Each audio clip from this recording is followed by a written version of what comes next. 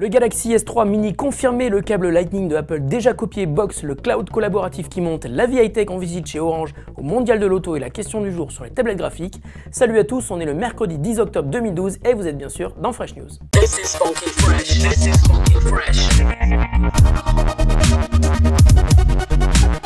This is funky fresh. This is funky fresh.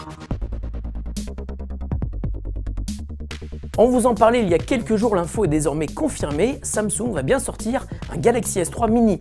Et attention, il sort demain, oui, le 11 octobre, et tout d'abord en Allemagne. Le patron de Samsung a en effet révélé l'info dans une interview hier soir.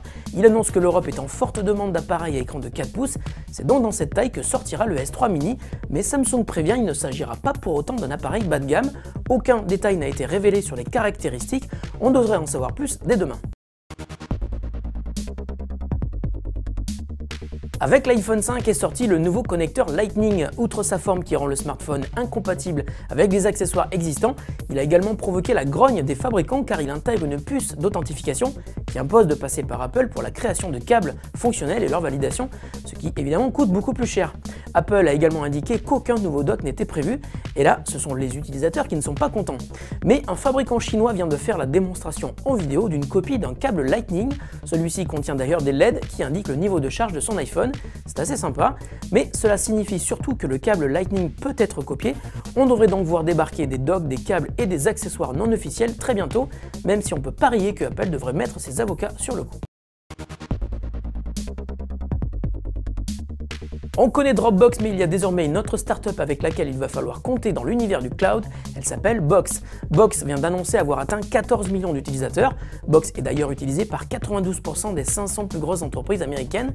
Et Box donc permet le stockage de fichiers dans le cloud. Les fichiers sont accessibles depuis n'importe quel navigateur, mais aussi depuis des applis natives pour Windows, Mac, Android et iOS. Box va bien au-delà du simple hébergement. Le site apporte la possibilité de travail collaboratif sur des fichiers stockés en ligne.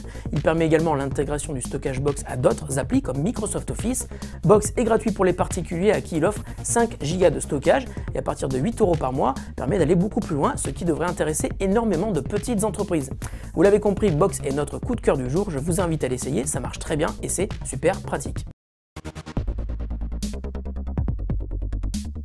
Notre troisième émission de La Vie High Tech vient de sortir. Jonathan est cette fois-ci allé à la découverte de la voiture connectée 8 au Mondial de l'Auto. Ça se passe sur le stand de Orange. Je vous invite à découvrir l'émission dès aujourd'hui et si vous souhaitez aller voir cette voiture par vous-même, vous avez jusqu'au 14 octobre.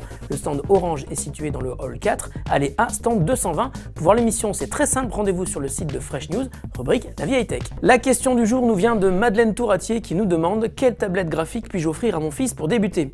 Alors d'abord, bonjour Madeleine, merci de nous regarder.